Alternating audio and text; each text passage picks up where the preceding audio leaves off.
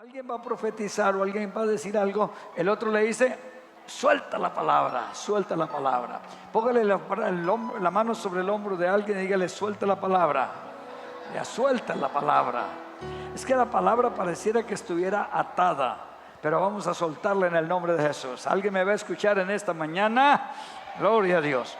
Les anuncié la semana anterior que estaban unos eventos importantes, unas escenas para lograr entenderlas bastante difíciles, porque había una persecución tan terrible que mataron a Esteban a pedradas, un montón de piedras, y él solamente dijo, veo los cielos abiertos. Predicó a esa generación a precio de sangre, lo predicó. Y aún así se levanta otro siervo para declarar que hay que hacer una cruzada evangelística en medio de persecución, llamado el hermano Esteban. Les encomendé hace una semana que habían tres cosas que habían pasado en ese mensaje de evangelización en Samaria. Uno, hubo una confrontación de verdades. Dos, confrontación de poderes. Y tres, confrontación de lealtades. Estaban dos reinos, cada uno decía tener la verdad, cada uno quería ser leal a su reino, y cada uno tenía la forma de impactar de lo que él quería realizar, su lealtad, su verdad que tenía, y a la vez la oportunidad que ellos estaban pensando en el poder que actuaban. El poder de la brujería contra el poder de la bendición de los milagros que tenía Felipe. La verdad del pueblo de Samaria con la verdad que traía Felipe. Los samaritanos habían sido engañados por un brujo llamado Simón, y él les había quitado la fe y había puesto a él como un dios. Y ahora llega Felipe con el mensaje de Jesús, y las dos verdades se confrontaron, y cada uno tenía que salir vencedor. Y Felipe era leal a Jesucristo, y los de Samaria eran leales al brujo, a la mentira, al poder del diablo, al poder de las magias que hacía Simón el mago. Pero fue tan fuerte la confrontación de los poderes que el poder del diablo quedó derribado, y el líder que estaba allí, el brujo Simón, se convirtió a Jesucristo también. Gloria a Dios. En las diferentes escenas de la predicación de la palabra, que tomaremos varios en esta serie de Suelta la Palabra, casi encuentro lo mismo. Hoy pretendo declararle lo que sucedió en la iglesia que se llama la de Antioquía, la iglesia de Antioquía. Pero antes de todo, el apóstol San Pablo tenía una de sus firmezas, de sus bases fundamentales con respecto a la predicación del evangelio. En Romanos capítulo número 1, el versículo 16 y 17, ¿sabe qué dice Pablo? No me avergüenzo del evangelio, porque es poder de Dios. Hay personas que se avergüenzan de entrar a una iglesia cristiana. Hay personas que se avergüenzan de llevar a alguien a los pies de Cristo. Hay personas que se avergüenzan del Señor, y quiero decirle que usted no debe de avergonzarse del Señor, porque si se avergüenza del Señor en la tierra, Él se avergonzará de ti en los cielos. Pero si confiesas a Jesús en la tierra, Él lo confesará en los cielos. Amén. Hay que estar firmes. ¿Por qué? Porque yo estoy aquí. ¿Por qué Esteban predicó? ¿Por qué Felipe predicó? ¿Por qué Pablo predicó? ¿Por qué él, en este caso de los creyentes de Antioquía, van allá a predicar el evangelio en su primer viaje misionero? Porque él estaba convencido, y yo estoy convencido, y espero convencerlos a ustedes, que hay un poder en el cielo y en la tierra único, que se llama el poder de Dios. Como 10 están de acuerdo. Mejor no les voy a repetir, porque lo que quiero decirles es que habrá confrontación demoníaca, pero con esa confrontación demoníaca el poder de Dios será exaltado en medio de su pueblo, y las almas llegarán a los pies de Cristo si ustedes tienen el riesgo de soltar la palabra. El caso de Felipe, soltó la palabra en Samaria, y vinieron las diferentes manifestaciones del poder del Señor, y fue excelente. Alguien diga, voy a soltar la palabra. Voy a soltar la palabra. El caso de Samaria es semejante y repetitivo en algunos eventos en la Biblia, porque esto es un asunto espiritual. Toca a alguien y dígale, a esto es un asunto espiritual. Es un asunto espiritual. Yo quiero usar el método de preguntas y respuestas en esta enseñanza. ¿Qué cosas pasaron cuando el evangelio llegó a Samaria? Ustedes responderán tres verdades importantes. Número uno, la palabra fue predicada. ¿Qué sucedió cuando el evangelio fue predicado en Samaria? La palabra fue predicada. Número dos, las personas oían atentamente el evangelio. ¿Qué sucedió cuando el evangelio fue predicado en Samaria? Al menos lea lo que está diciendo, lo que está escrito. Tercero, las fuerzas de los dos reinos se enfrentaron. ¿Qué sucedió cuando el evangelio llegó a Samaria? Tres. ¿Qué fue lo que se enfrentaron? Los poderes, las verdades y las lealtades. Entre los dos reinos hubo una gran confrontación, una gran guerra, pero hubo una gran victoria. Y si la batalla se hace larga, es porque la victoria es grandiosa. Si la batalla se hace larga, es porque la victoria es grandiosa. Es que esto es asunto espiritual. Los resultados de los creyentes en Samaria. Los resultados. ¿Cuáles fueron los resultados de esta campaña? Número uno, la salvación llegó a los samaritanos. ¿Cuál fue el resultado de la predicación en Samaria? La salvación llegó a los samaritanos. Número dos, se realizaron los milagros. ¿Qué fue los resultados en Samaria? Se realizaron milagros. Tercero, ¿cuáles fueron los resultados? Se manifestó el poder de los demonios. Cuarto, los creyentes fueron bautizados y llenos por el Espíritu Santo. ¿Qué fue lo que pasó? Y número 5, los brujos se convirtieron al poder de Dios. Simón el mago quedó desarmado. ¿Cuántos dicen amén?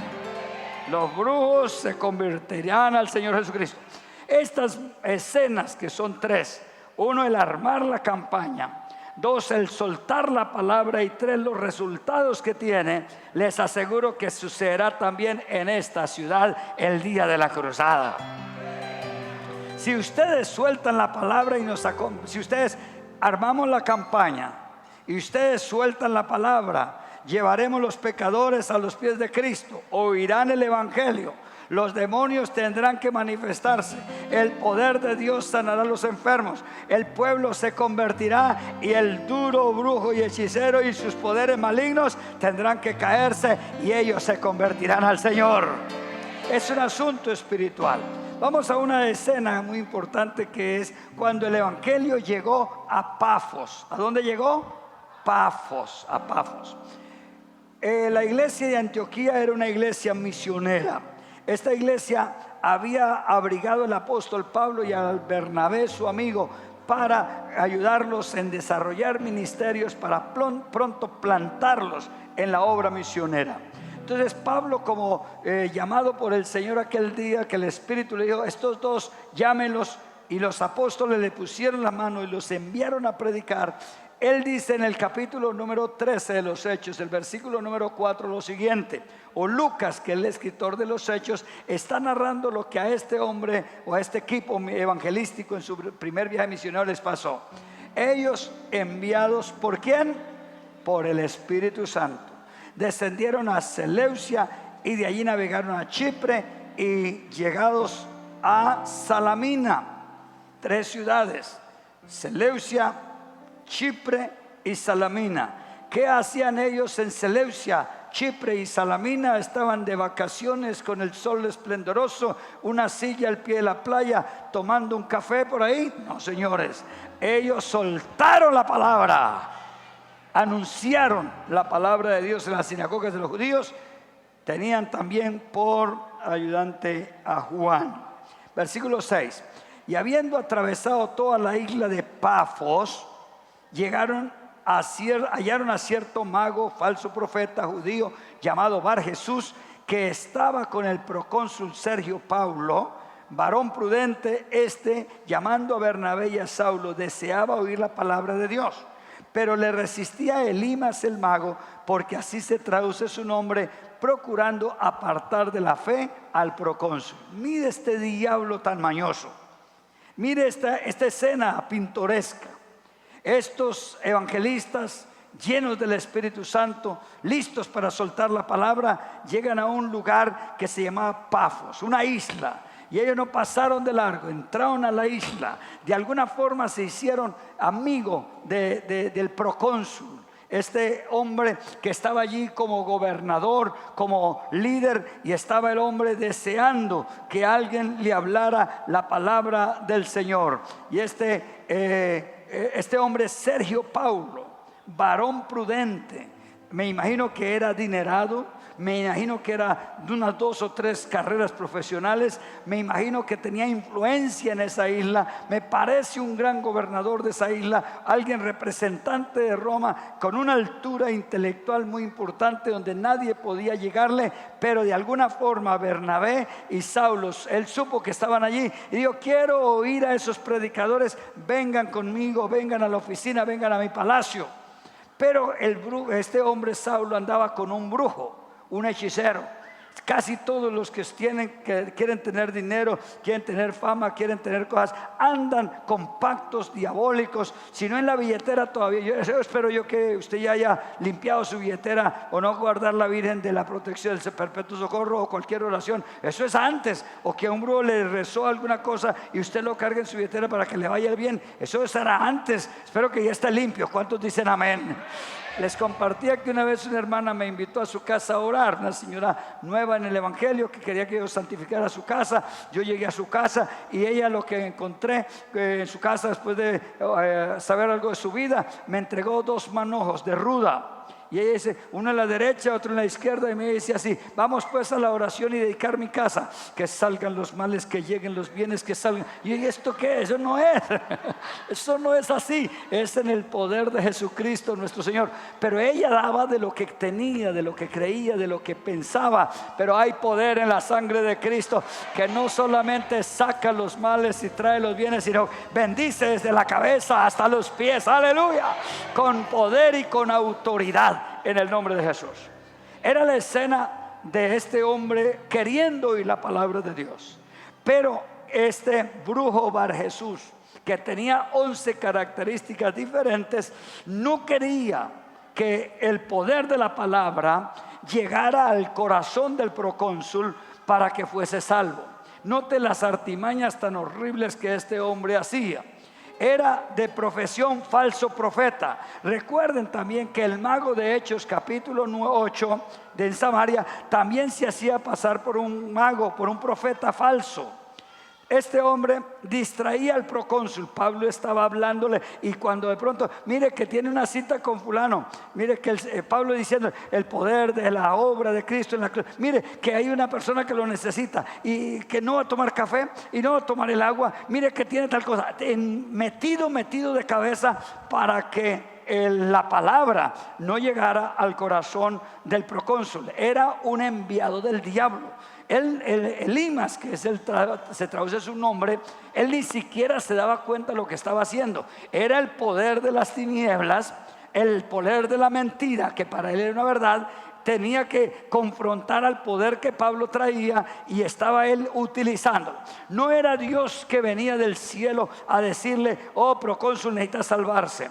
No era Satanás con sus cachos y con su cola, que venía como algunos se lo imaginan ahí para decir al procónsul: no le crea a Pablo. No, eran 4 personajes: los 2 evangelistas, el que era evangelizado, y el representante del mismo Satanás, con su poder para distraer. Pero al otro lado, el representante del poder del Señor. Él estaba lleno de demonios, Pablo lleno del Espíritu Santo. Y allí venía la gran confrontación, porque cuando usted evangeliza a alguien, él parece que tiene la verdad, y para él su verdad, eso es así, y usted tiene otra verdad, la verdad de Cristo. Y aunque él no pueda, aunque lo admire a usted y le diga: qué bien, pero yo sigo en esto, en esta estructura, al menos exista el poder sobrenatural para que libere al poder que tiene esta persona y la persona sea liberada. Eso fue lo que pasó con usted. Alguien le habló, usted no entendió muy bien, pero muchas cosas pasaron y el Señor ganó para la gloria de su nombre, salvando su alma. Aleluya. Este brujo resistía a la palabra de Dios. 4, apartaba de la fe al procónsul, no le permitía pues que la fe fuese sembrada. 5, era un opositor. La Biblia dice que el opositor de nuestros hermanos, el que los condena, el que los acusa de día y de noche, fue lanzado del cielo. Era un opositor, era un engañador, era mentiroso, era hijo del diablo, era lleno de toda maldad, era enemigo de la justicia, trastornador de los caminos del Señor. Todas estas características estaban sobre este brujo. En medio de la evangelización, ustedes están dando en poderes espirituales que la gente aparentemente no entiende, aparentemente le van a rechazar, aparentemente se van a oponer, aparentemente van a hacerle presión a lo que usted está diciendo, pero hay un Dios en los cielos que te dará la victoria. Cada iglesia donde quiera tiene vecinos a favor, porque es un bien hacer una iglesia, pero tiene vecinos en contra que le ponen el dogma, que le ponen el sonido, que le dicen, que lo maldicen, que no quieren que ni una mosca se pare frente a ellos. Pero ellos no son ignorantes, no saben lo que están haciendo, pero es el poder de las tinieblas que los tiene ciegos. Pero sin embargo, en cada iglesia está el poder del Espíritu Santo, y estos que llegaron a ser opositores un día llegarán a ser predicadores. Eso le pasó al apóstol Pablo, así que para él no era nada malo, nada diferente. Yo también perseguía, yo también andaba en ese camino, pero un día la luz de Cristo vino a mi corazón y de perseguidor me convertí a predicador. ¡Aleluya!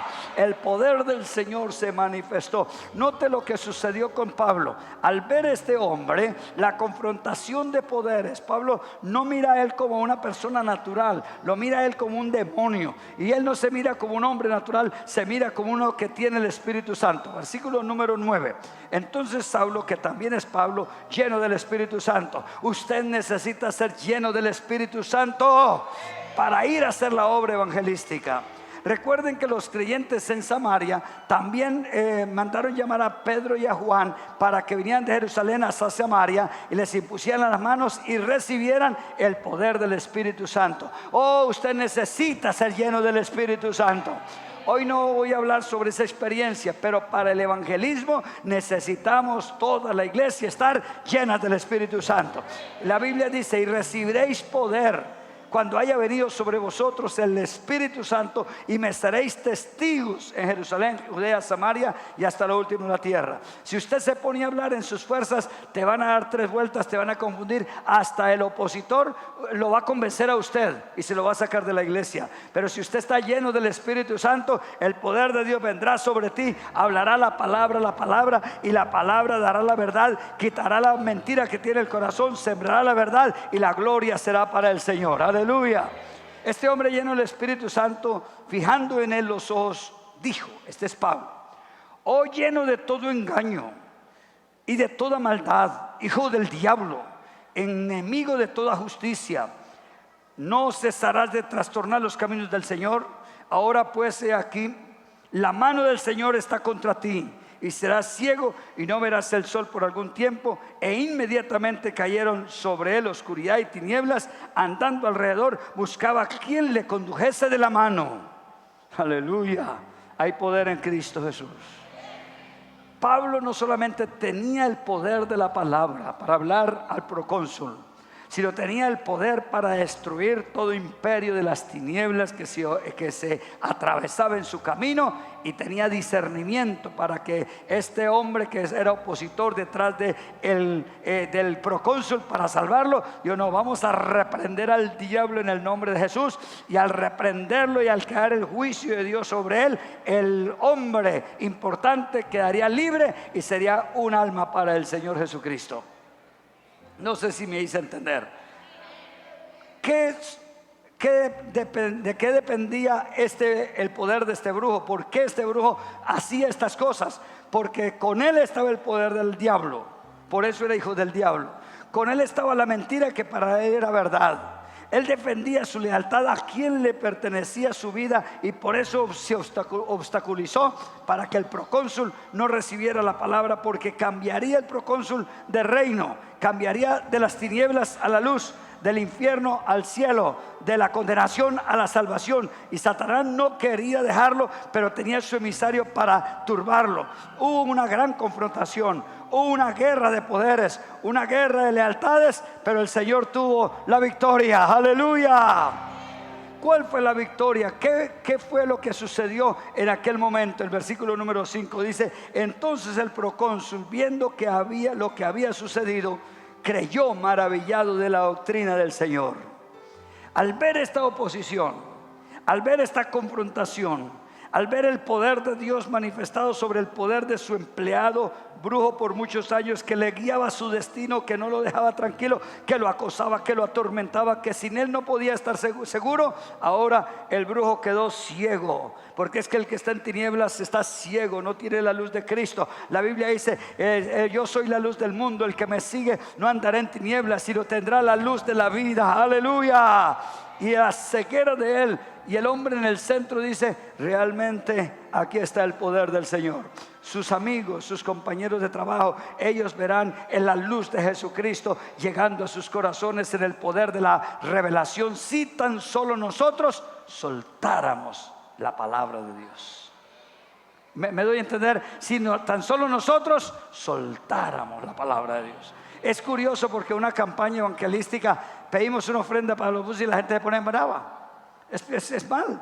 Sí, pero ¿por qué hacen eso? Hacemos un baratillo y una cosa para vender lo que ustedes traen. ¿Y por qué la iglesia? ¿Y por qué? Pues pagué la campaña y no hacemos nada.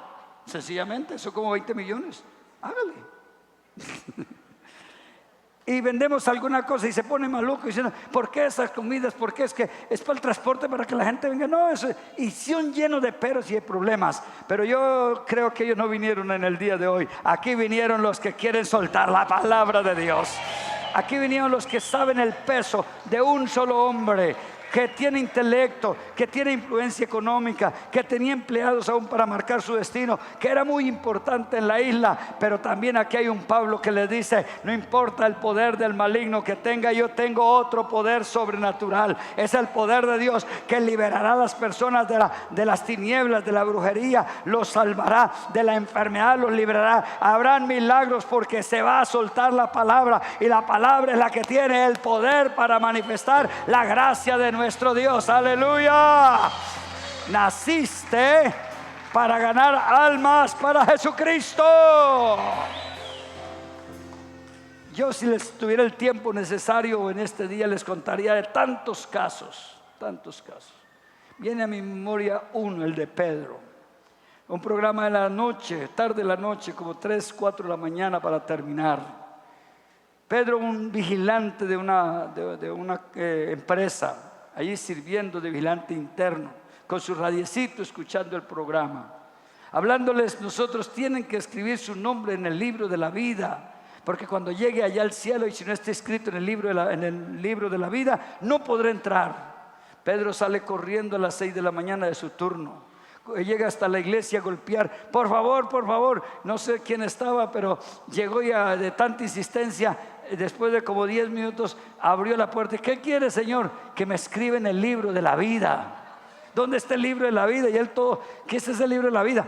Él no entendía ni uno ni el otro lo que habíamos pasado en la noche, pero la palabra de Dios fue sembrada en el corazón de Pedro. Aleluya.